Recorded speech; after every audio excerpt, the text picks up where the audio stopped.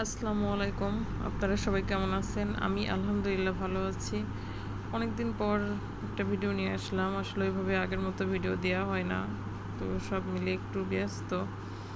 তো আমরা হচ্ছে এই যে পল্লী কবি জসীমউদ্দিনের বাড়িতে গিয়েছিলাম। তো একটু ফরিদপুরে অবস্থিত। তো আমাদের ওখানে একটু কাজ ছিল আর আমাদের বাড়িও ফরিদপুরে।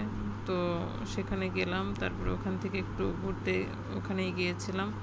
তো ভাবলাম যে একটু ভিডিও করি এবং সবার সাথে শেয়ার করি। এবং কবির যে ব্যবহৃত জিনিসপত্র এই যে সব কিছুই এভাবে সাজিয়ে রেখেছেন, মানে যারা দায়িত্বে আছেন আর কি। যে ওনার সব জিনিসপত্র উনি যে ঘরে থাকতেন বা ওনার বাবা যে ঘরে থাকতো, মানে সব কিছুই আর কি যে সুন্দর করে এভাবে রেখে দিয়েছেন। আসলে ওনার জীবনযাপন খুবই সাধারণ ছিল, দেখে সেটাই মনে হলো। আমিও ফার্স্ট টাইম গিয়েছি, যদিও নিজের জেলায়, তারপরেও আগে পরে যাওয়া হয় নাই। তো ফার্স্ট টাইম গেলাম এবং আমার সঙ্গে ছিল। তো সব মিলিয়ে ভালোই লাগলো দেখে, সব কিছু দেখলাম। এই যে বাহিরটা এরকম আর কি, মানে বাহির এরকম ছিল, একদম সাজানো গোছানো, মানে পরিপাটি।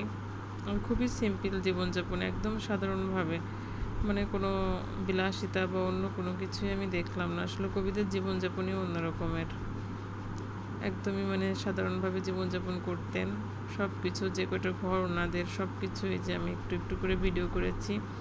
প্রত্যেকটা ঘর, ওনার কবরও ওখানে আর কি। তো আসলে ওই দিকটায় আমি আর যাই নাই। এই যে ওনার যেই ঘরটায় উনি থাকতেন, ওনার বাবা একটা ঘরে থাকতেন, ওটাও ভিডিওতেই দেখতে পাচ্ছেন। এক একটা ঘর এক এক রকমের।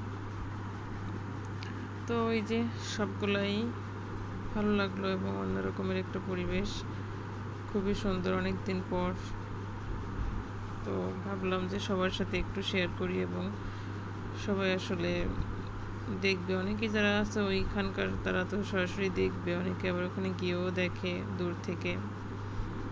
তো ভালো লাগলে অবশ্যই কমেন্টস করবেন, লাইক দিন, শেয়ার দিন এবং পাশে থাকবেন।